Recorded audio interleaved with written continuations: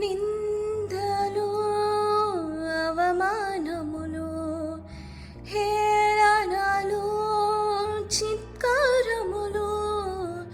కాటిన దెబ్బలు ముళ్ళ పోటులు సిలువ భారం కాయమంత గాయం హృదిని బాధించిన భరించావు వేదన మౌనముగా తనువే తల్లాడలినా తృప్తి నొందావు నన్ను తలచుకొని నా చెలిమి కోరి నీ కలిమి వీడి నా చింత చేరావు శ్రీమంతుడా